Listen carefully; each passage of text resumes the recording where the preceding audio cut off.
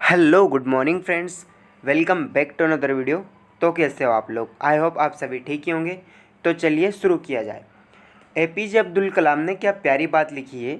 इंतज़ार करने वालों को सिर्फ उतना ही मिलता है जितना कोशिश करने वाले छोड़ जाते हैं। ठीक है, इंतज़ार करने वालों को सिर्फ इतना ही मिलता है जितना कोशिश करने वाले छोड़ जाते हैं।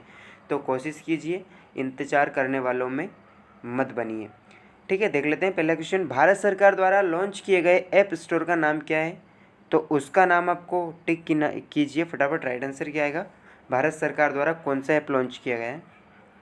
तो इसका जो राइट आंसर है भैया, ये आएगा मोबाइल सेवा ऐप स्टोर। ठीक है, ये भारत सरकार द्वारा लॉन्च किया गया है। अब ये क्या है? तो जैसे प्ले स्टोर रहता है ऐसे ही ऐप स्टोर रहता है, और ये ऐप स्टोर में कुल 965 आपको भारतीय स्वदेशी ऐप मिल जाएंगे, और ये बिल्कुल फ्री ऑफ कॉस्ट रहेगा, इसका कोई चार्ज नहीं लिया जाएगा आपसे। ठीक है, जैसा प्ले स्टोर से आप इसे डाउनलोड भी कर सकते हैं।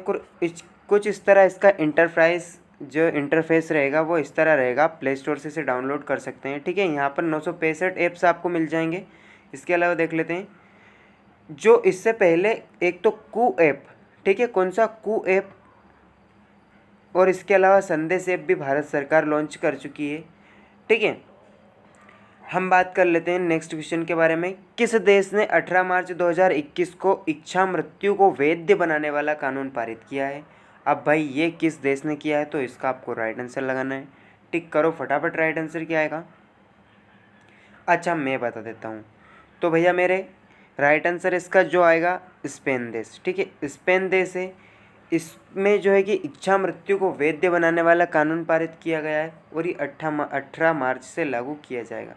ठीक है, अब ये इस कानून के बारे में हम बता देते हैं हम आपको कि जो स्पेनिश कानून है उसको निष्क्रिय मृत्यु, जो इच्छा मृत्यु है, इसकी अनुमति देगा, जिसमें चिकित्सा और कर्मचारी जानबूझकर दुख को दूर करने के लिए जीवन समाप्त कर देंगे। ठीक है भैया, ये तो बड़ी अच्छी चीज़ है यार, इंडिया में भी आना चाहिए, है ना? ऐसा लगता है कि आपको भाई कुछ नहीं होता है? ठीक है, तो इंडिया में नहीं आना चाहिए ऐसी चीज़। ठीक है, ये चिकित्सा उपचार को रोक कर किया जाएगा। ठीक है, इसमें आप मतलब कि इच्छा मृत्यु कर सकते हैं। ठीक है, अब स्पेन की बात आई है। ठीक है, तो स्पेन की राजधानी क्या है? मैड्रिड। इसके अलावा हम देख लेते हैं कि विश्व का पहला ऊर्जा सकारात्मक होटल कहाँ पर खोला गया? तो वो नॉर्वे में खोला गया। ठीक है, इसके अलावा पुरुषों के जो चैंपियन लीग है उसमें पहली रेफरी कौन बनी है महिला? तो वो बनी है स्टेफनी फ्रॉपर्ट, और वो फ्रांस देश से। किस देश से? फ्रांस देश से। इसके अलावा ट्विटर पर 1 मिलियन फॉलोअर पाने वाला पहला बैंक कौन सा बना है? तो वो बना है भारत का रिजर्व बैंक ऑफ इंडिया। ठीक है, 500 T20 क्रिकेट मैच खेलने वाले पहले क्रिकेटर कौन बने हैं? तो कायरन पोलार्ड बने हैं, और इन्होंने जो है कि हाल ही में T20 में 6 छक्के 6 बॉल पर, ठीक है, ये लगाए हैं। तो ये किस बॉलर की जो बॉलिंग पे लगाए हैं आपको बताना है, वो किस देश का बॉलर है और उसका नाम क्या है। ठीक है, आप बताएंगे कमेंट सेक्शन में मुझे कि वो कौन सा बॉलर है जिसकी जो बॉलिंग पर कायरन पोलार्ड ने 6 छक्के लगाए हैं, और वो किस देश से बिलोंग करता है। इसके अलावा देख लीजिए नेक्स्ट क्वेश्चन। कौन सा भारतीय राज्य मुख्यमंत्री चिरंजीवी योजना शुरू करने जा रहा है? तो भाई कौन सा राज्य शुरू करने जा रहा है? लगाओ इसका राइट आंसर। क्या आएगा इसका राइट आंसर?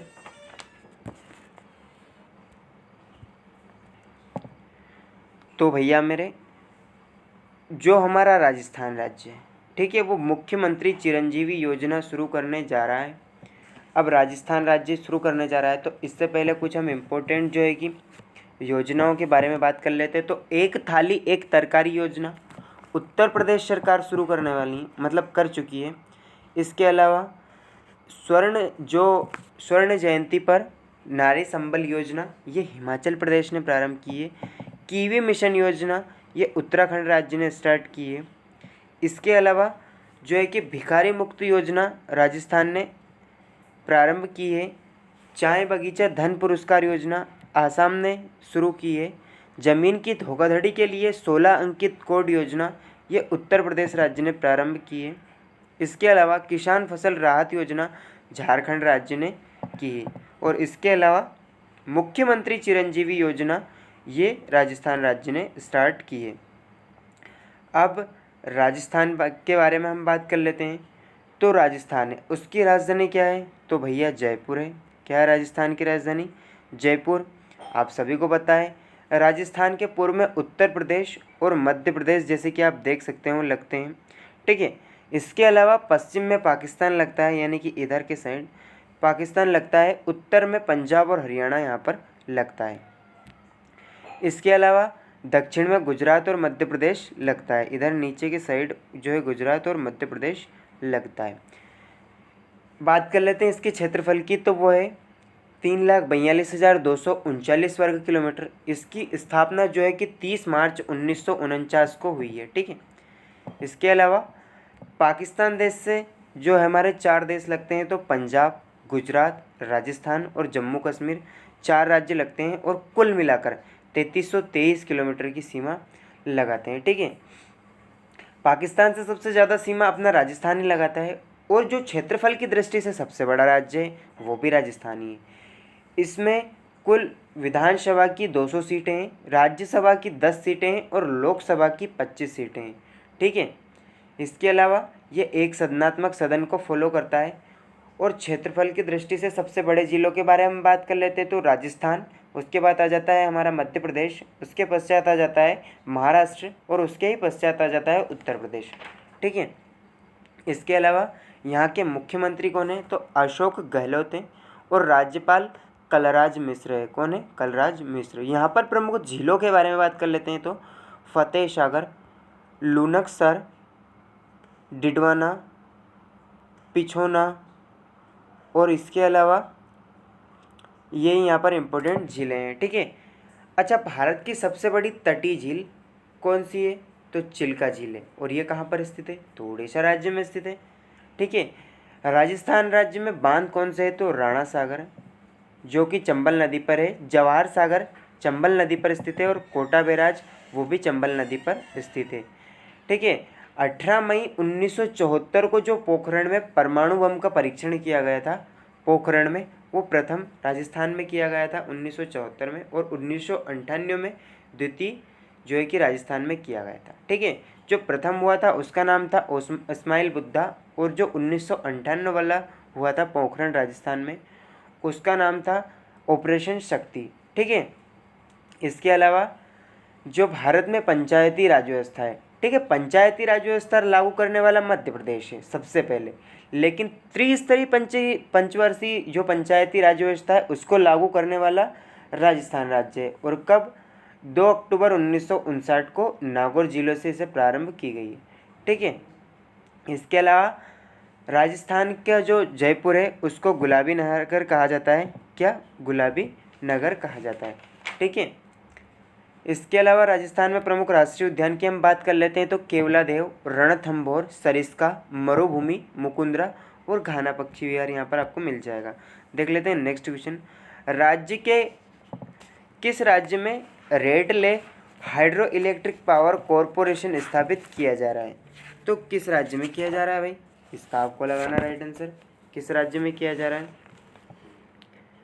तो इसका जो राइट आंसर है वो आएगा ऑप्शन ए, जम्मू कश्मीर राज्य में, ठीक है। जम्मू कश्मीर राज्य में जो है कि ridley hydro electric power corporation स्थापित किया जा रहा है, ठीक है। इसके अलावा हम बात कर लेते हैं इसके बारे में इम्पोर्टेंट, तो जो जम्मू कश्मीर प्रशासन है उसके जो केंद्र शासित प्रदेश जम्मू कश्मीर के किश्तवाड़ जिले में चेनाब नदी पर जो है कि 850 मेगावाट के रेडले हाइड्रो प्रोजेक्ट जो है कि इसको लागू करने वाला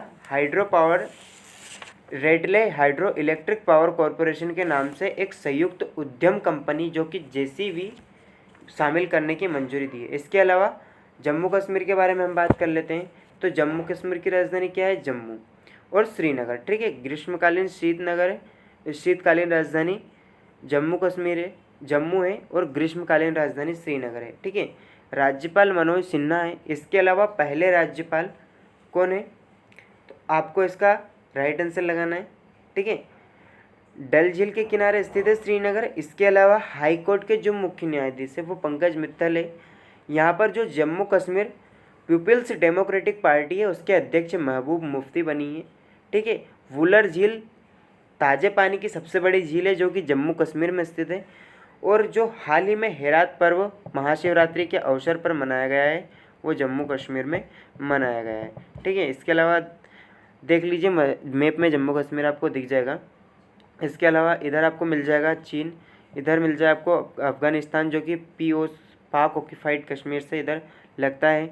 इसके अलावा इधर मिल जाएगा आपको पाकिस्तान। ठीक है, यहाँ पर लेह लद्दाख मिल जाएगा। ठीक है, इसके अलावा देख लेते हैं नेक्स्ट क्वेश्चन। तो विश्व में दूसरा सबसे बड़ा हथियार आयातक देश कौन सा बना है? तो भैया कौन सा बना है, इसका आपको राइट आंसर लगाना है। फटाफट लगाइए राइट आंसर इसका। तो जो हमारा भारत देश है वो विश्व में दूसरा सबसे बड़ा हथियार आयातक देश बन गया है। ठीक है, भारत देश। ठीक है, अब इसके बारे में हम बात कर लेते हैं। तो आयात के मामले में जो 33% की कटौती की है उसके पश्चात भी जो है कि भारत दूसरा जो है कि सबसे बड़ा हथियार आयातक देश बनकर उभरा है। ठीक है, सबसे ज़्यादा हथियार यहीं पर लाए गए हैं। ठीक है, स्वीडन में स्थित जो think tank Stockholm International Peace Research Institute है, इसके द्वारा जारी किए गए ट्रेंड्स इंटरनेशनल आर्म्स जो कि ट्रांसफर्स 2020 के अनुसार 2016 से 2020 के दौरान भारत द्वारा हथियारों के सैन्य उपकरणों के आयात में 33% की गिरावट आई है। ठीक है, यानी कि भारत दूसरे नंबर पर रहा है, ये आपको याद रखना है। ठीक है, इसके अलावा हम बात कर लेते हैं। तो भारत के पहले CDS कौन बने हैं? तो वो बने हैं भैया विपिन रावत। इसके अलावा नए उपसेना प्रमुख कौन बने? तो चंडी प्रसाद मोहंती। कौन? चंडिका प्रसाद मोहंती। इसके अलावा वायुसेना अध्यक्ष कौन है? तो RK भदौरिया हैं आपके। और जो है कि जल सेना अध्यक्ष एडमिरल करमबीर सिंह है। थल सेना अध्यक्ष MM नरवणे हैं। और जो इंडियन नेवी कोस्ट गार्ड है उसके महानिदेशक कृष्ण स्वामी नटराजन है। NSG के महानिदेशक MA गणपति है जिनको हाल ही में नियुक्त किया है। RPFS के महानिदेशक अरुण कुमार है। CISF के महानिदेशक सुबोध कुमार है। CRPF के महानिदेशक जो है कि कुलदीप सिंह है, इनको हाल ही में नियुक्त किया गया है। SSB के महानिदेशक कुमार राजेंद्र चंद्र है। ठीक है, कुमार राजेंद्र चंद्र। इसके अलावा देख लेते हैं नेक्स्ट क्वेश्चन। तो कौन सा मंत्रालय विदेशों में महिला हेल्पलाइन केंद्र स्थापित करेगा? तो भैया कौन सा मंत्रालय करेगा? लगाओ रे राइट आंसर। तो जो महिला और बाल विकास मंत्रालय है, ठीक है, ये महिला हेल्पलाइन स्थापित करने वाला है जो संकटग्रस्त विदेशी निवासियों को सामने आने वाले जो भी मुद्दे हैं उनको चुनौतियों को देखभाल करेगा और जो है कि इसमें जो जितनी भी प्रॉब्लम्स आएगी उनमें इनकी मदद करेगा। ठीक है, इसके अलावा हम बात कर लेते हैं जैसे भारत के प्रधानमंत्री कौन है? तो नरेंद्र मोदी है। राष्ट्रपति रामनाथ कोविंद है। उपराष्ट्रपति M वेंकैया नायडू है जो कि 13वें हैं। रक्षा मंत्री राजनाथ सिंह है। गृह मंत्री अमित शाह है। विदेश मंत्री S जयशंकर है। वित्त मंत्री निर्मला सीतारमण है। शिक्षा मंत्री रमेश पोखरियाल निशंक है। खेल मंत्री किरण रिजिजू है। इसके अलावा रेल मंत्री पीयूष गोयल है। ठीक है, इसके अलावा उपभोक्ता और खाद्य मंत्री, ये क्वेश्चन इम्पोर्टेंट है, आ सकता है। ये पीयूष गोयल हैं जो है कि उपभोक्ता और खाद्य मंत्री, और इन्होंने किनका स्थान लिया है? तो रामविलास पासवान। इनके निपटारे के पश्चात पीयूष गोयल इनने इनकी जगह संभाली है। ठीक है, किसान कल्याण और कृषि विभाग ये किसके अनु काम करता है? तो ये नरेंद्र सिंह तोमर के। ठीक है, नरेंद्र सिंह तोमर है जो इसके मंत्री है। इसके अलावा देख लेते हैं नेक्स्ट क्वेश्चन। तो क्या है हमारा नेक्स्ट क्वेश्चन? किस संगठन ने USA आर्टिफिशियल इंटेलिजेंस इनिशिएटिव शुरू किया है? ठीक है, तो ये किसने किया है भैया? तो भैया मेरे ये किया है भारत अमेरिका विज्ञान एवं प्रौद्योगिकी मंच। ठीक है, भारत अमेरिका विज्ञान एवं प्रौद्योगिकी मंच द्वारा US India artificial intelligence initiative शुरू किया गया है। अब इसके बारे में हम बात कर लेते हैं। तो भारत और अमेरिका विज्ञान एवं प्रौद्योगिकी मंच, उसके साथ साझेदारी में विज्ञान और प्रौद्योगिकी विभाग ने जो US India artificial intelligence initiative है उसे लॉन्च किया है और पहल का केंद्र बिंदु कृत्रिम बुद्धिमत्ता से सहयोग के क्षेत्र पर होगा जो दोनों देश हैं उनके लिए महत्वपूर्ण रहेगा। ठीक है। इसके अलावा इस पहल में द्विपक्षीय कृत्रिम बुद्धिमत्ता जो कि अनुसंधान एवं विकास सहयोग की बाधाओं और अवसरों और चुनौतियों पर चर्चा करने के लिए एक मंच उपलब्ध कराया जाएगा। अब ये अमेरिका और भारत के बीच हुआ है, तो अमेरिका के बारे में हम बात कर लेते हैं। तो अमेरिका है, उसकी राजधानी क्या है? वॉशिंगटन डीसी, ठीक है। अब डीसी है तो इसका फुल फॉर्म क्या है भाई? तो वॉशिंगटन डीसी में डीसी का फुल फॉर्म है डिस्ट्रिक्ट ऑफ कोलंबिया, ठीक है। राष्ट्रपति कौन है यहाँ के? तो जो बाइडेन है और इन्होंने डोनाल्ड ट्रंप की जगह ली है। उपराष्ट्रपति कमला हैरिस है और इन्होंने माइक पेंस की जगह ली है, ठीक है। ये विदेश मंत्री भी रहे हैं भारत अमेरिका के। आईएमएफ और वर्ल्ड बैंक का मुख्यालय जो कि वॉशिंगटन डीसी में है और सबसे बड़ा शहर न्यूयॉर्क है। इसके अलावा यहाँ जो अभी चुनाव जीते हैं वो जो बाइडेन डेमोक्रेटिक पार्टी से हैं और जो डोनाल्ड ट्रंप थे वो रिपब्लिक पार्टी थे। यहाँ पर दो पार्टियाँ चलती है सिर्फ। इसके अलावा यहाँ के विदेश मंत्री एंटोनी ब्लिंकेन है और वित्त मंत्री जेनेट येलेन है, ठीक है। इसके अलावा देख लेते हैं भाई जी नेक्स्ट क्वेश्चन। तो हाल ही में किस देश ने अफगानिस्तान शांति बैठक की मेजबानी की है? तो वो कौन सा देश है भैया? तो वो हमारा कौन सा देश है? लगाओ फटाफट राइट आंसर क्या आएगा इसका? जो रूस देश है, ठीक है। रूस देश ने अफगान शांति बैठक की मेजबानी की है, ठीक है। इसका राइट आंसर डी आएगा। इसके अलावा देख लेते हैं नेक्स्ट क्वेश्चन। तो जो अफगान ने अफगानिस्तान शांति बैठक की मेजबानी की है और इस बैठक का आयोजक सरकारी प्रतिनिधियों को तालिबान सहकारी जो सहकार है सलाहकार उनके साथ ले जाने के साथ इन्होंने कार्य किया है, ठीक है। यह बैठक एक दिन के लिए आयोजित की गई थी। इसके अलावा देख लेते हैं रसिया, आप मैप में देख सकते हो, विश्व का सबसे बड़ा क्षेत्रफल की दृष्टि से जो है कि देश है। इसके अलावा देख लेते हैं नेक्स्ट क्वेश्चन। तो हाल ही में किस अंतर्राष्ट्रीय संगठन ने स्कूली छात्रों के लिए H2OOH वाटराइज प्रोग्राम में भाग लिया है? तो कौन है भाई? लगाओ राइट आंसर, इसका क्या आएगा? तो जो यूनेस्को है, ठीक है। यूनेस्को ने हाल ही में अंतर्राष्ट्रीय संगठन के स्कूली छात्रों के लिए H2OOH जो है कि वाटरवाइज प्रोग्राम में भाग लिया है, ठीक है। इसके अलावा इस पहल का आयोजन national mission for clean Ganga और यूनाइटेड जो स्कूल्स ऑर्गेनाइजेशन है USO इंडिया वाटर डाइजेशन जो पत्रिका और टूनज मीडिया ग्रुप की साझेदारी में इनका किया गया है, ठीक है। जैसे कि देख सकते हो आप स्क्रीन पर H2O वाटर प्रोजेक्ट, ठीक है। इसके अलावा देख लेते हैं नेक्स्ट क्वेश्चन। तो मार्च 2021 में नियामी में वर्ल्ड रिकॉर्ड अकादमी द्वारा निम्नलिखित में से किस संग्रहालय को वर्ल्ड रिकॉर्ड से सम्मानित किया गया है? तो किस संग्रहालय को किया गया भैया? इंटरनेशनल सवाल है, लगाइए इसका राइट आंसर। तो जो इसका right answer blades of glory, ठीक है। ब्लेड्स ऑफ ग्लोरी जो है कि वर्ल्ड रिकॉर्ड से सम्मानित किया गया है।